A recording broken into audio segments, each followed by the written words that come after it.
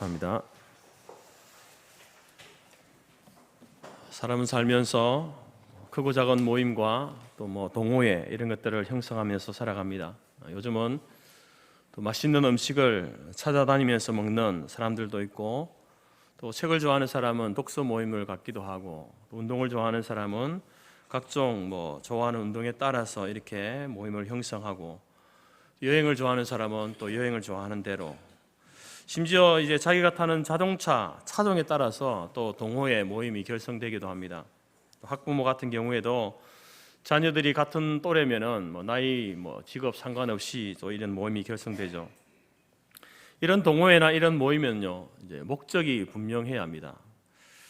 좀 유식한 말로 하면은 핵심 가치라고 하는데, 이 목적, 핵심 가치가 없으면은 그 모임은 잠시 있다가 흐지부지 이렇게 흩어져 버릴 수가 있습니다. 이윤을 추구하는 회사도 그 핵심 가치가 분명해야 합니다. 그래서 이제 그 핵심 가치가 분명할 때에 그 회사가 오래 지속되고, 또 많은 이윤을 추구하고, 또 그에 속한 많은 사람들에게 또 행복을 줄 수 있는 것입니다. 이처럼 모든 모임이나 동호회나 또 이윤을 추구하는 회사, 그들만의 분명한 목적과 핵심 가치를 설명하고, 또 그것에 맞게 행동하도록 이렇게 독려해 나가는 것입니다. 그러면 우리 교회의, 주님의 몸된 교회의 핵심 가치는 무엇이겠습니까? 교회의 가장 궁극적인 목적은 무엇이겠습니까? 여러 가지가 있지만 가장 중요한 것은 바로 복음입니다. 복음. 교회는 복음을 위해서 존재하는 곳입니다. 이 복음이라고 하는 것은 정적인 것이 아닙니다. 가만히 있는 것이 아닙니다. 복음은 동적인 것이죠. 활발하게 움직이는 것입니다. 그래서 이 복음을 가진 교회는 이제 이 복음을 전파해야 하는 것입니다. 복음을 사람과 사람, 또 경계를 지나서 나라와 나라, 민족과 민족 간에 계속해서 복음을 증거해야 하는 것이죠. 그리고 복음을 받아든 사람들은 그 개인도 그렇고 나라도 그렇고 복음을 받아들면 그 복음이 그 안에서 움직이기 때문에 변화가 일어나는 것입니다.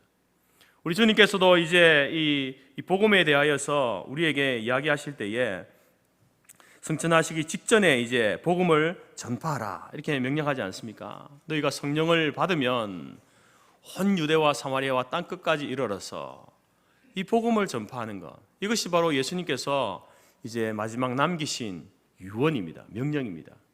왜 이 명령을 남기셨는가? 바로 이 교회의 핵심 가치 중에 이 복음 전파, 복음이 가장 중요하기 때문에 그렇습니다. 그래서 우리는 이 교회의 수장 되시는, 교회의 머리 되시는 예수님께서 남기신 이 명령을 따라서 교회는 복음 전파하는 이 일을 성실하게 감당해야 됩니다. 교회가 복음을 전하지 않으면 그 교회는요, 존재 가치가 없는 것입니다. 존재의 이유가 없는 것입니다. 또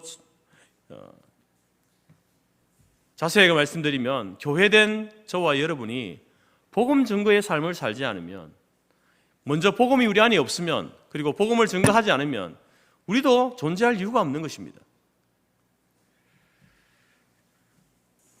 이처럼 교회에게 있어서 가장 중요한 핵심 가치는 복음이다라는 사실을 꼭 기억하시기 바랍니다.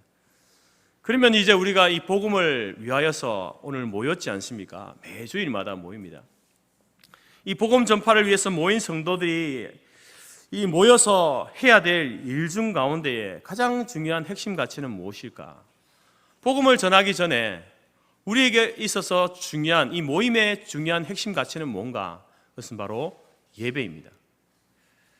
하나님께서 천지를 창조하신 후에 안식하셨고, 또 이제 안식일을 제정하셨죠. 그래서 우리에게도, 하나님이 주신 우리 인간에게도 안식하라 이렇게 말씀하십니다. 그런데 여러분, 안식하라, 하나님께서 우리에게 안식을 주셨다, 이 말, 이 명령에 대해서 착각하는 경우가 있습니다. 안식이라고 할 때에 그냥 우리가 아무것도 하지 않고 두 손 놓고 가만히 이렇게 쉬는 것이 안식이구나, 이렇게 우리가 착각을 하는 것이죠. 여러분, 하나님께서 우리에게 안식일을 주셨습니다. 그리고 우리는 그 안식일, 토요일을 안식일로 지키는 것이 아니라 이제 우리는 예수님이 부활하신 날을 또 연계해서 이 주일을 안식일로 지키지 않습니까? 그러면 우리가 주일날 이 안식일을 지킨다라고 하는, 주일을 지킨다라고 하는 그 의미 가운데 가장 중요한 것은 아무것도 하지 않고 편안하게 쉬는 것, 그것이 안식이 아니라 안식일의 가장 중요한 정신은요, 예배입니다. 우리가 하나님 앞에 나와서 예배 드릴 때에 하나님께서 우리에게 안식을 주시는 겁니다. 안식은 육신이 가만히 쉰다고 해서 얻어지는 것이 아니라 말씀을 가운데, 예배 가운데에 하나님께서 우리 가운데 예배 가운데 임재하시고 우리가 또 하나님의 말씀 가운데 하나님을 만나는 그러한 어떤 예배의 그 의식, 그리고 예배를 통하여서 하나님을 만나고 말씀을 만나고 우리의 인생의 참된 가치를 발견하고 목적을 발견하고 그것을 위해서 살아가겠다라고 결단하고 다짐하는 그 시간 속에 하나님이 참된 안식을 주는 겁니다. 피곤한 육체와 우리의 영혼이 쉼을 얻게 되고 다시 혼돈되고 흐트러진 것들이 정리되면서 다시 살아갈 힘을 얻게 되는 것, 그것이 바로 예배를 통해서 하나님이 주시는 은혜입니다. 오늘 본문에서 사도 바울은 그 안식, 예배를 드리는 성도들이 예배를 어떻게 드려야 하는지, 또 예배 드리는 그 가운데에 가장 중요한 예배의 정신과 가치가 무엇인지 우리에게 말씀하고 있습니다. 로마서 1장부터 11장까지는 이제 우리가 어떻게 구원받는가, 하나님 앞에 죄인되고 하나님과 원수되었던 우리가 어떻게 하나님 앞에서 의인이라고 인정받고 또 하나님의 자녀가 되어지는 그런 관계의 회복이 일어날 수 있는가, 그것은 하나님의 놀라운 은혜다, 하나님의 그 칭이 은혜로 되어지는 일이다 라고 1장부터 11장까지 계속해서 반복해서 우리에게 이야기합니다. 결코 너희들의 어떤 종교적인 행동을 통해서 되어지는 것이 아니다라고 이야기하면서 은혜로 받은 이 구원, 이 칭의, 그러면 그렇게 신분이 변화되어진 사람들은 과연 세상 속에서 어떻게 살아가야 하는가, 그것이 바로 12장부터 마지막까지 나오는 말씀인데요. 그 첫 번째가 뭡니까? 하나님 앞에 의롭다고 인정받고 구원받은 하나님의 백성들이 살아가는 삶에 있어서 가장 중요한 것, 첫 번째로 여겨야 할 것이 무엇인가? 오늘 바로 12장에서 그것을 예배라고 이렇게 우리에게 이야기하고 있습니다. 우리 1절 말씀 다시 한번 읽어보겠습니다. 시작. 그러므로 형제들아, 내가 하나님의 모든 자비하심으로 너희를 권하노니 너희 몸을 하나님이 기뻐하시는 거룩한 산 제물로 드리라. 이는 너희가 드릴 영적 예배니라. 여러분, 우리가 하나님 앞에 이렇게 나올 수 있는 근거가 무엇일까요? 이유가 무엇일까요? 여러분, 오늘 본문에서는요, 하나님의 모든 자비하심으로, 하나님의 자비하심이 우리가 예배드릴 수 있는 근거입니다. 죄인되고 원수되었던 우리가 어떻게 하나님 앞에 나올 수 있습니까? 우리에게 그럴 만한 것이 전혀 없는데 그렇게 하나님 앞에 나올 수 있는 이유는 하나님의 자비하심이다, 하나님의 사랑하십니다. 이 사실을 여러분 한순간도 잊지 마시기 바랍니다. 하나님 앞에서 자기 자신을 울줄거리면서 하나님 이 정도면 됐지요 라고 말하는 그 순간, 여러분 그 사람은 교만의 죄를 짓고 있는 것이죠. 여러분, 우리가 하나님 앞에 그 섬기는 일을 하는 것도, 봉사의 일을 하는 것도, 직분을 맡아서 그 일을 하는 것도요, 그 근거가 하나님의 자비하심에 있다는 사실을 잊지 마시기 바랍니다. 그리고 그 하나님의 자비하심으로 인하여서 하나님 앞에 나온 사람들이 드려야 할 그 예배를 일컬어서 오늘 영적 예배다 이렇게 이야기합니다. 여러분, 이 한국 교회 안에 영적이다 혹은 영성이다라는 말이 얼마나 크게 왜곡됐는지 모릅니다. 여러분들은 영적 예배다, 영적이다라는 말을 들 때 어떤 생각이 드십니까? 어떤 느낌이 드십니까? 흔히 영적이라고 하면요, 보통 사람들, 일반적으로 교회 다니는 사람들 그렇고 우리 몸과는 크게 상관없는 아주 종교적이고 거룩한 예배, 신비한 것을 경험하는, 종교적인 초월을 경험하는 그러한 예배, 그 예배를 영적 예배다 이렇게 이야기합니다. 물론 틀린 말은 아니지만 그 예배 가운데 여러분 우리가 하나님의 그 신비한 감추어진 것들을 예배를 통해서 경험하게 됩니다. 그러나 그렇다고 해서 우리가 무아지경에 빠져가지고 내가 나인지 네가 나인지도 모르는 그런 상태에서 그렇게 여러분 그것을 경험하는 게 아니라 맨정신에, 똑바른 정신에 하나님 말씀이 선포될 때에 그것을 경험하는 게 여러분 하나님의 은혜인 거죠. 하나님의 크심, 하나님의 영광을 우리는 말씀 가운데 경험하는 것이지, 아주 TV에 나오는 그 구름이 각 차 있고 어떤 신비한 어떤 장소에서 그런 무아지경에 빠져가지고 그런 상태에서 여러분 우리가 경험하는 게 영적 영성이 아니라는 겁니다. 그리고 한국 사람들은, 동양 사람들은 옛부터 영적인 것과 육적인 것, 이것을 지나치게 구별하는 경향이 있습니다. 물론 이러한 부분에 있어서 우리가 그런 어떤 육적인 것과 영적인 것을 잘 구별을 하면요, 그런 어떤 종교성이 뛰어난 그런 어떤 장점, 긍정적인 면이 있기도 합니다. 그렇기 때문에 한국 사람들이 종교성이 있는 거예요. 그러나 자칫 잘못하면은 이러한 것들이 체험주의 혹은 신비주의에 빠질 위험성이 있는 겁니다. 그 예배를 드리면서, 예배를 드린다고 하는 사람들이 뭔가를 이제 경험해야, 하나님을 경험해야 된다. 하나님을 만나야 된다. 신비한 것을 경험해야 된다. 이런 어떤 신비주의에 빠질 위험성이 있다라는 겁니다. 여러분, 사도 바울이 오늘 로마서에서 영적 예배를 드려야 된다라고 할 때에 이 영적이라는 말의 의미는요, 합당하다는 말입니다. 합당하다. 우리가 드릴 영적 예배다라는 말은 우리가 드릴 합당한 예배다, 바른 예배다라는 것을 이야기하는 거예요. 우리가 드릴 바른 예배는 앞에서 이야기한 이런 예배가 우리가 드릴 바른 예배다라는 것을 바울이 이야기하고 있는 것이죠. 하나님 보실 때 가장 합당한 예배가 무엇이냐? 바른 예배가 무엇이냐? 그것은 몸을 배제한 채 우리의 영혼만 하나님께 기뻐하는 그런 예배가 아니라, 하나님이 기뻐하시는 가장 합당한 예배, 가장 바른 예배는 우리의 몸도 거룩한 산제물로 하나님께 드리는 예배, 그 예배, 우리의 영혼도 우리의 몸도 함께 하나님께 드리는 그 예배가 합당한 예배다, 바른 예배다, 영적 예배다라고 이렇게 이야기하고 있는 것입니다. 여러분, 이제 목사가 신방을 가지 않습니까? 신방을 가게 되면은 대부분 신방 가게 되면 물론 요청해서 가기도 하지만, 또 이제 이렇게 교회 신앙생활에 또 잘 하지 못하고 주일 성수를 하지 못하는 이러한 사람들을 이제 신방 가기도 하죠. 그러면 신방 가서 이제 권면을 합니다. 권면을 할 때에 흔히 하는 말들이 뭐냐면은, 목사님, 제가 요즘 바빠서 교회는 나가지 못하지만 저는 제 마음속에는 늘 언제나 교회가 있습니다. 제 마음속에는 늘 하나님이 계십니다. 이런 이야기를 합니다. 제가 교회는 가지 못했지만 제 마음속에 늘 저는 교회와 함께 있었고 하나님과 함께 있었습니다. 이런 이야기를 합니다. 저는 그런 이야기를 들으면요, 그분의 말을 50%밖에 안 믿습니다.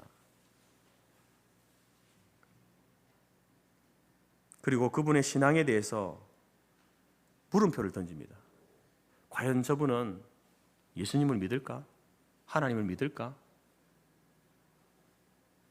물론 특별한 경우에 교회에 오지 못하는 경우가 있죠. 여러분, 만약에 여러분들이 그런 경우에 있다 하더라도, 만약에 직장에서 출장을 가야 되거나 어떤 공무를 수행해야 되는 그런 사람이라 할지라도, 여러분 출장 가서도 예배 드릴 수 있잖아요.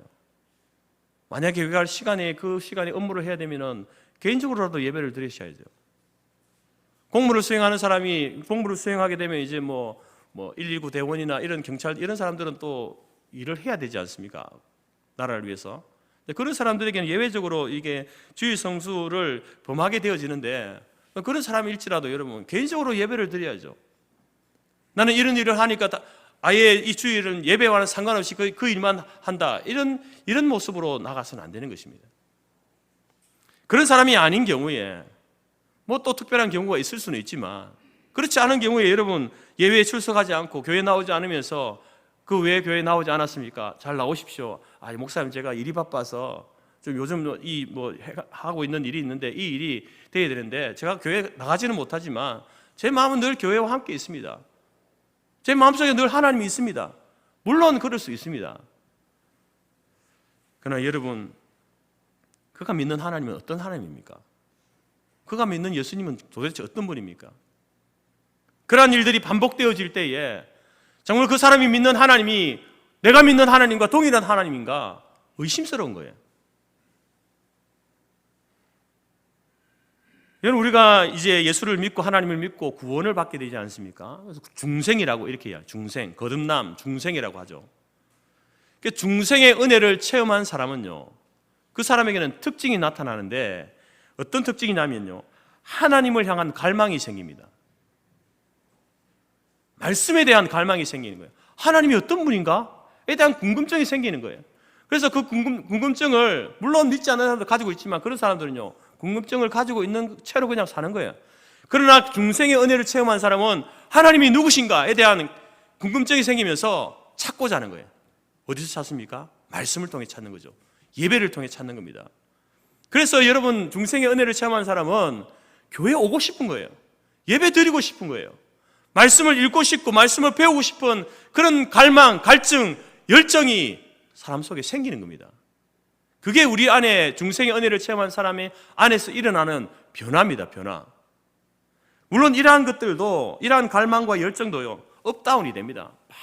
정말 처음에 예수를 믿고 나서 이제 정말 자기가 구원받았다는 사실에 감격한 사람은요, 한 주일에 한 번 교회 나오기보다 매일 교회 나오고 싶고 매일 성경 읽고 싶고 한순간도 그냥 앉은 자리에서 성경 다 통독하고 싶고 그런 마음이 생기거든요. 근데 그런 마음이 또 어느 정도 사그러들었다가 또 올라갔다가 이렇게 업다운 되죠. 그렇지만 중요한 것은 뭐냐면은 이제 예수를 믿고 중생의 은혜를 체험하는 사람은요, 기본적으로 삶의 우선순위가 바뀌는 겁니다. 그래서 이런 사람은 주일에 있어서 제일 우선되는 게 뭐냐? 예배가 우선이 되는 겁니다. 직장, 공부, 사업, 여행, 이게 우선이 아니라는 겁니다. 여러분, 주보의 1번 광고를 여러분 사회자가 읽지 않습니까? 모든 예배의 출발은 공적 집회를 부주의 하거나 고의적으로 소홀히 하거나 저버리지 않는 것입니다. 이 문구를 제가 만들어낸 게 아니고요, 웨스트민스터 신앙 고백서에 나와 있는 겁니다.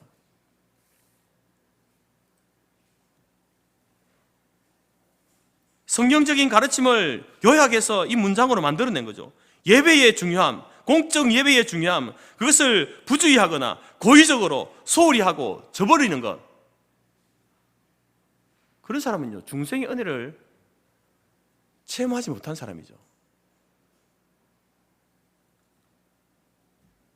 주일 성수하지 못하는 분들이 오늘 이 광고 1번을 늘 읽으면서도 마음에 찔림이 없다, 전혀 마음에 찔림이 없다, 그러면요, 그 사람은 자기 중생에 대해서 의심해 봐야 되는 거예요. 다시 재고해 봐야 됩니다. 바울이 로마서를 기록할 당시에 로마는요, 그리스의 모든 철학과 문화가 그대로 흡수된 사회였습니다. 그리스 철학의 가장 근본적인 특징이라고 할 수 있고 문제라고 할 수 있는 것은 몸과 마음을, 몸과 영혼을 분리하는 겁니다. 그래서 영과 육체의 이분법이 그리스 철학의 핵심이 되는 거죠. 대표적인 사람이 누굽니까? 플라톤이라는 사람이에요. 플라톤. 그래서 플라톤은 우리가 사는 세상은 현상계, 눈에 보이는 세계와 이데아계, 눈에 보이지 않는 이데아계가 이렇게 나누어진다, 이렇게 이야기합니다. 여러분, 이 플라톤이요, 아리스토텔레스 때는요, 눈에 보이지 않는 세계에 대해서 이야기하지 않습니다. 눈에 보이는 것만을 이야기하거든요. 그 아리스토텔레스 얼마나 위대한 철학자입니까? 근데 그것을 뛰어넘는 사람이 플라톤이거든요. 왜냐하면 플라톤은 눈에 보이지 않는 세계를 이야기하는 거예요. 그래서 성경에서 이야기하면 그 하나님의 나라에 대한, 그런 어떤 눈에 보이지 않는 세계가 존재한다라는 것을 이야기하는 부분에 있어서 플라톤은요, 정말 위대한 철학자입니다.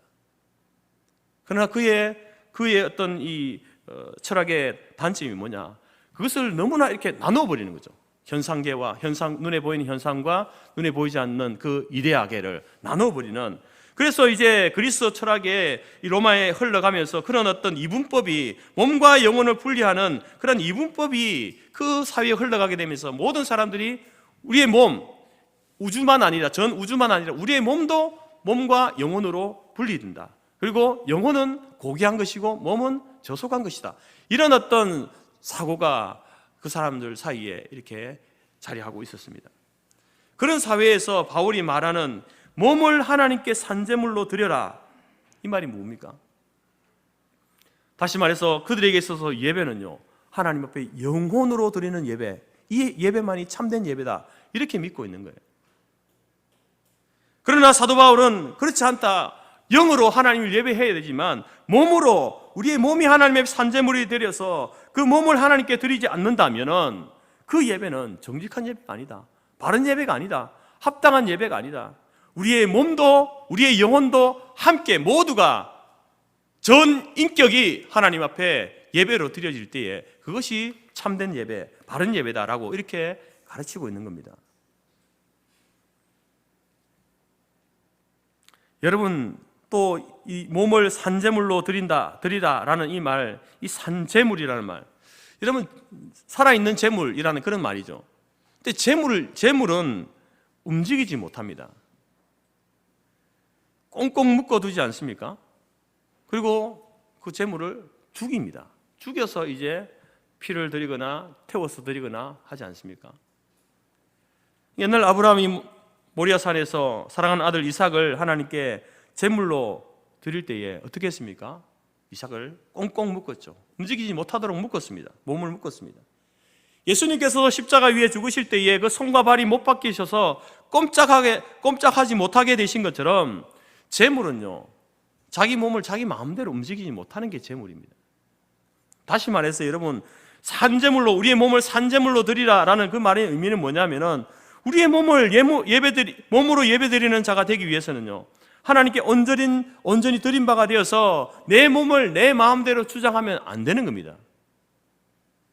내 몸을 내 마음대로 주장하는 게 아니라 하나님이 주장하시도록 하는 그게 산제물이라는 말입니다. 근데 여러분, 우리는 어떻습니까? 우리의 몸도 그렇고 우리의 생각도 그렇고 하나님이 주장하시는 바대로 그렇게 살고 있냐, 예배드리고 있냐? 그렇지 못합니다. 우리의 몸과 우리의 생각을 내 마음대로 움직이고 있지 않습니까?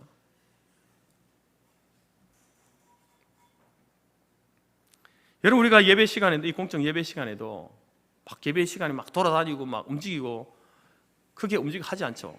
앉아서 말씀에 집중하지 않습니까? 꼼짝없이 앉아가지고 그렇게 예배를 드립니다.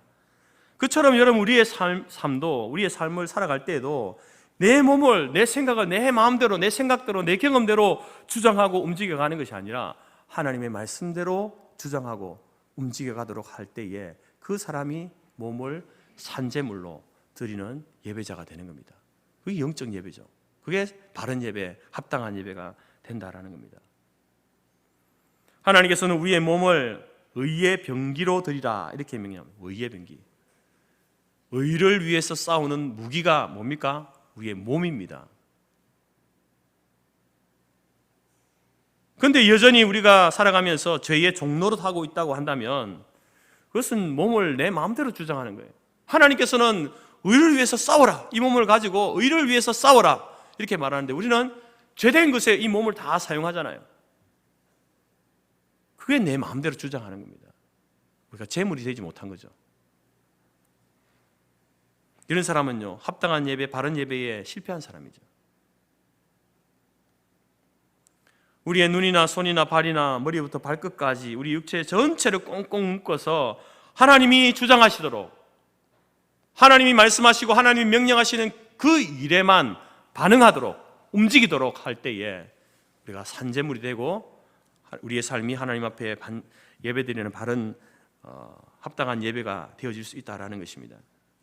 여러분, 우리 육체를 가진 우리들이 좀 게으름을 피우고 싶고 누워 있고 싶고 잠자고 싶지만 하나님께서 원하시는 것은 무엇입니까?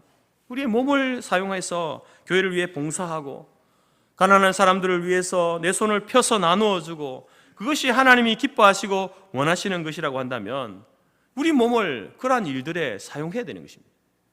그 사용할 때에 그때 여러분 우리가 하나님 앞에 산제물로 드려지는 참된 예배가 될 수 있다라는 것입니다.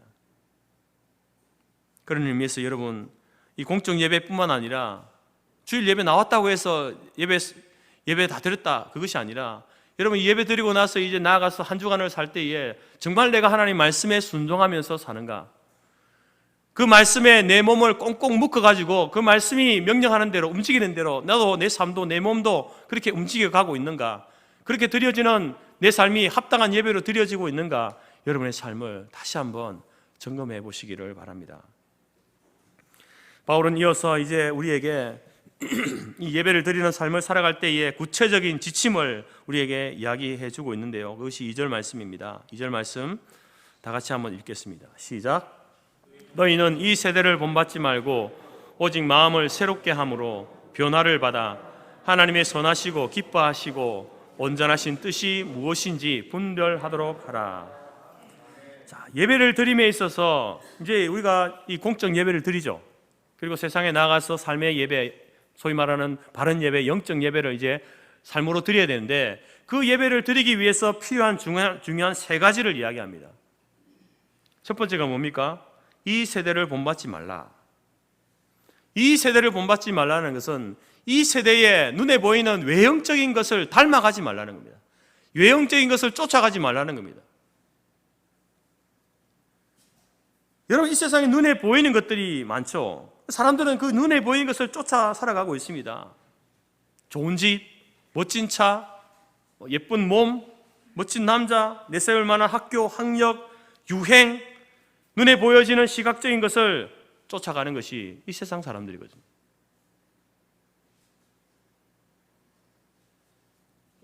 요즘 또 윤 대통령이 또 고입 시험에 대해서 이야기해가지고 또 논란이 일어나지 않습니까? 이렇게 이제 입시 제도가 바뀌게 되면은 또 이제 부모들은요, 또 그게 후 몰려가는 거죠. 근데 그 자체가 문제가 아니라 그것이 그 삶을 주도해 간다는 겁니다. 세상의 유행, 좋은 집을 얻고자 하는 것, 좋은 어떤 직장을 얻고자 하는 것, 어떤 고학력을 얻고자 하는 것, 이것이 그 자체가 죄가 아니잖아요. 좋은 집에 살고 싶고 좋은 차 타고 싶고 내가 더 열심히 공부해가지고 좋은 어떤 학력을 갖고 싶은 것은 누구나 그런 마음을 가지고 있는데 문제가 뭡니까? 그것이 그 삶을 이렇게 드라이브 해가는 거죠. 그것이 움직여지는 대로 내 인생도 왔다 갔다 하는 거죠. 사람들이 몰려드는 곳에 나도 거기 같이 가야 되는 겁니다. 따라가야 되는 겁니다. 이 세대를 본받지 말라는 것은 그런 세상의 유행, 그런 것에 휩쓸려 가지 말라는 겁니다. 여러분, 하나님은 영이십니다. 하나님이 영이시다라는 말에 그 여러 가지 의미가 있지만 첫 번째 의미는요, 하나님은 눈에 보이지 않는 분이잖아요. 하나님이 영이시다라는 말은 눈에 보이지 않는 분이라는 말이에요. 그리고 또 하나 중요한 의미는 하나님이 영이시다 할 때예요. 여러분, 하나님을 내 생각으로 판단하고 재단해서는 안 된다는 겁니다. 내 경험으로, 그런 인간적인 사고방식으로 하나님을 생각해서는 안 된다는 말이 하나님은 영이시다라는 말입니다. 자, 눈에 보이지 않는 하나님을 예배하는 우리에게 있어서 중요한 것이 무엇인가? 눈에 보이는 것이 중요한가? 눈에 보이지 않는 것이 더 중요한가? 하나님은 영이십니다라고 고백할 때 그 고백 속에는요, 하나님 눈에 보이는 것보다 보이지 않는 것이 더 소중하고 가치 있습니다, 이 고백이 담겨 있는 겁니다. 그런데 우리는 어떻습니까? 눈에 보이지 않는 하나님, 그 하나님의 말씀을 쫓아서 세상을 살아가는 게 아니라 눈에 보이는 것, 그것이 움직여지는 대로 우리도 거기에 우르르 몰려다니면서 쫓아다니는, 그게 이 세대를 본받는 사람들의 모습이라는 겁니다.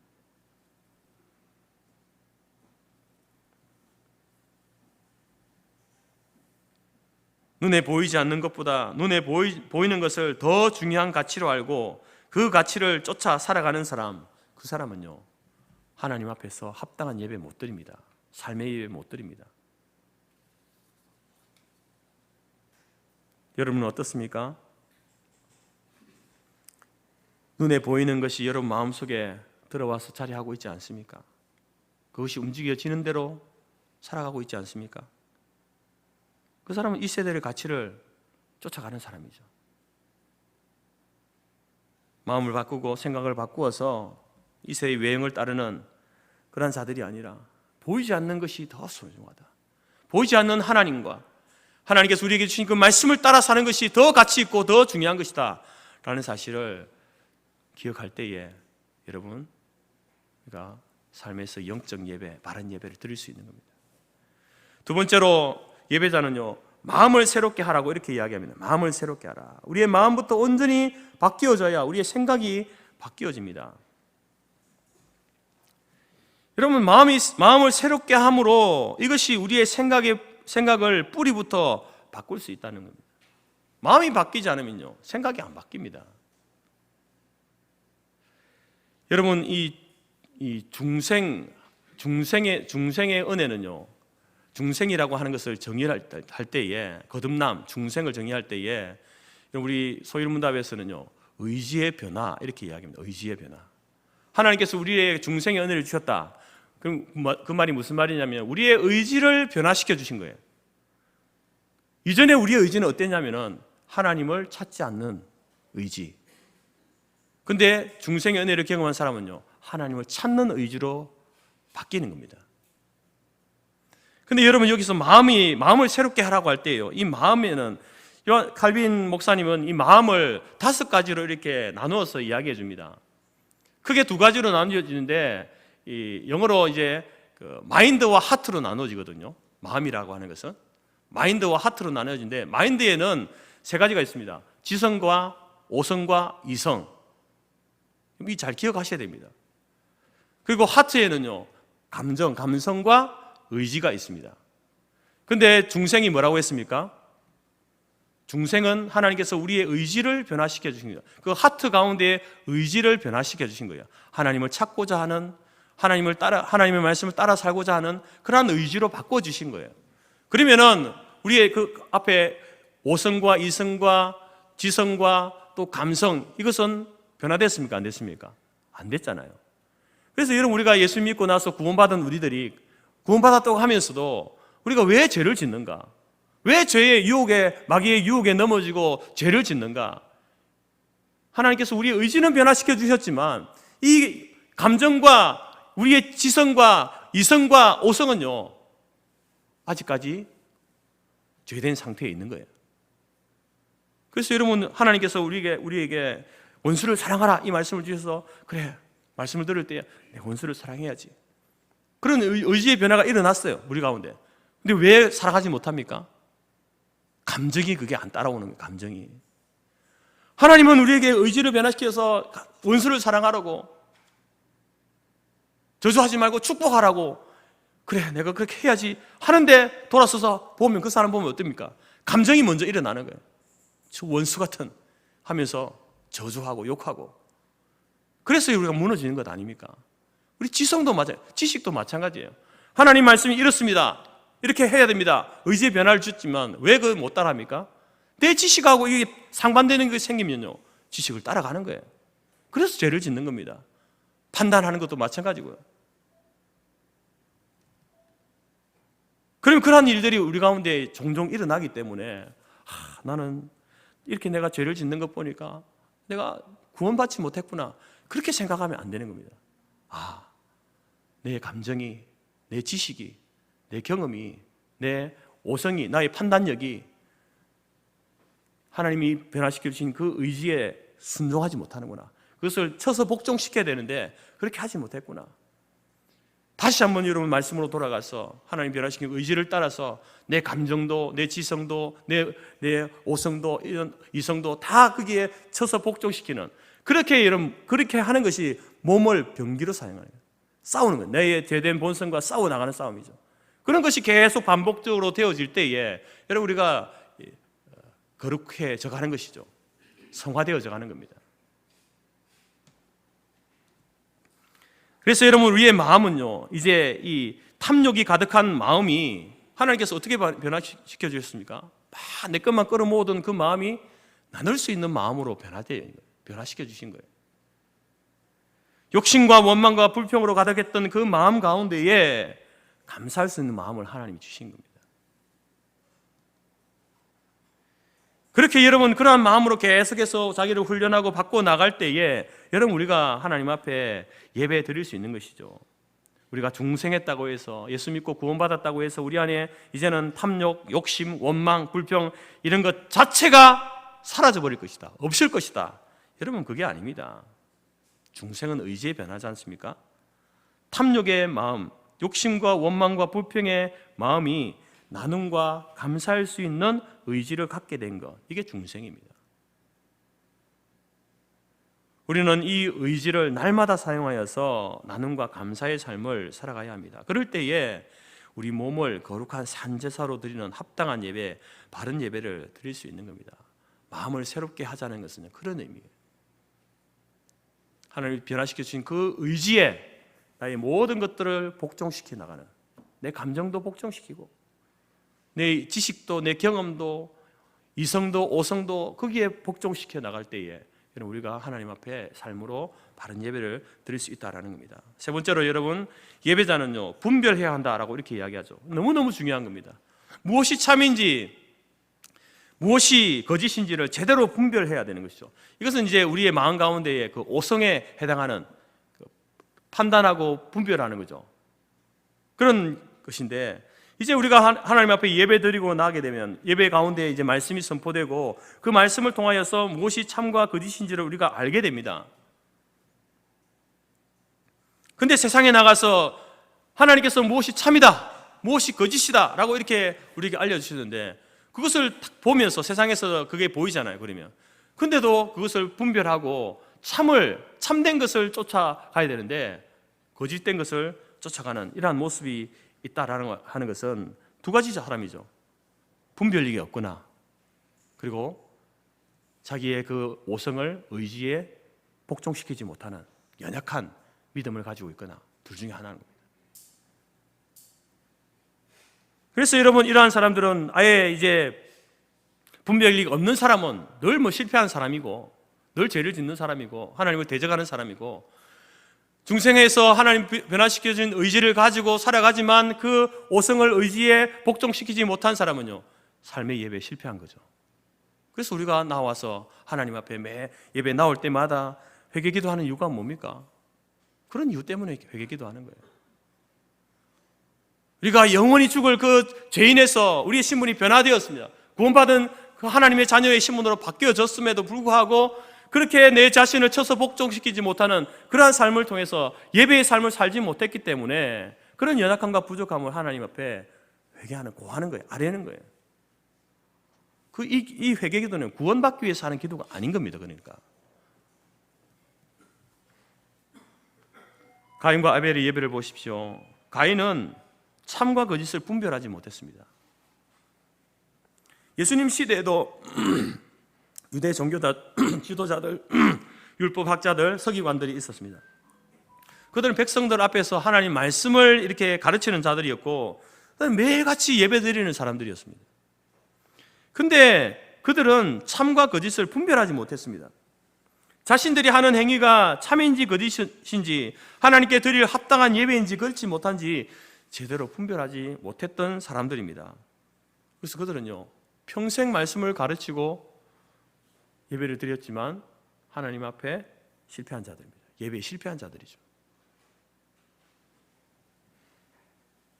그럼 우리는 어떻습니까? 여러분은 어떻습니까? 아직 중생의 은혜를 체험하지 못해서 분별력을 갖지 못한 사람들은 실패하는 것은 당연한 것이고, 중생의 은혜를 경험했음에도 불구하고, 소위 구원받았음에도 불구하고 우리가 그러한 것들에 실패하고 있다라고 하는 것은 아직 내가 연약한 믿음에 있다. 내가 더 많이 싸워야 하는구나. 날마다 쳐서 복종시키는 그러한 작업들이, 그러한 일들이 내 속에 일어나야 한다라는 사실을 우리가 깨달아야 하는 것이죠. 그러면서 자기 자신에 대하여서 철저하게, 자기 자신에 대해서 철저하게 여러분 소망을 두어서는 안 됩니다. 절망해야 합니다. 우리 안에는 소망이 없거든요. 하나님 변화시킨 그 의지에 쳐서 복종시키는 그 역할을 누가 합니까? 내가 하는 것 같지만 성령이 하시거든요. 말씀을 통해서 성령 하나님이 하시는 것이기 때문에 우리가 날마다 하나님 앞에 나가야 되는 것이죠. 하나님의 도움을 구하고 회개하고 또 다시 시작하고 하는 그러한 작업들이 우리 가운데 필요하게 되는 것입니다. 그래서 여러분, 이제 분별의 영을 갖게 되려면요, 이제 그 하나님께서 주신 의지의 변화와 아울러서 하나님 주시는 그 말씀이 이제 기준이 될 때에 쳐서 복종시킬 수 있는 거죠. 어디다 쳐서 복종시킬 겁니까? 말씀의 기준이 될 때에 그 말씀에 위배되는 것들을 다 자르고 끊고 쳐서 말씀에 복종되는 내 의지, 내 감정, 내 이성, 오성, 이성 모든 것들을 복종시켜 나갈 때에 온전한 하나님의 사람으로 세워져 가게 되는 것이죠. 여러분, 시대마다 특징이 있는데 오늘 우리가 사는 시대는요, 이기주의, 물질주의, 쾌락주의, 다원주의, 상대주의, 이러한 시대에 이 세대를 본받지 말아라, 따라가지 말아라, 시대 유행을 따라가서는 안 된다라고 이렇게 이야기합니다. 대신 늘 끊임없이 말씀과 기도로 우리의 마음을 새롭게 해야 된다. 하나님의 뜻이 무엇인지를 말씀과 기도로 분별해야 된다. 그럴 때에 성령 충만한, 하나님을 우선하는 성령 충만한 삶을 살 수 있게 되는 겁니다. 시편 119편 9절에 청년이 무엇으로 그 행실을 깨끗하게 하리까? 이 청년은 청년만 아니고 우리를 이야기하는 거죠. 무엇으로 그 행실을 깨끗하게 하는가? 단순히 이 말이 여러분 행실을 깨끗하게 한다는 말이 도덕적이고 윤리적인 삶, 어떻게 하면 우리가 도덕적이고 윤리적인 삶을 살까? 그것을 질문하는 게 아닙니다. 여러분, 그 기준이 하나님의 말씀이거든요. 어떻게 하면 우리의 어떤 삶의 행위가 하나님 보시기에 옳다, 합당하다라고 여겨질 수 있는가? 어떻게 하면 그렇게 살 수 있는가를 묻는 질문이에요. 답이 뭡니까? 주의 말씀을 따라 삼갈 것입니다. 세상 사람들이 이야기하는 대로 사는 것이 아니라, 세상의 기준이 아니라 하나님의 말씀을 따라 살아가면 그것이 하나님 보실 때에 옳은 것이 된다, 옳은 행실이 된다라는 것입니다.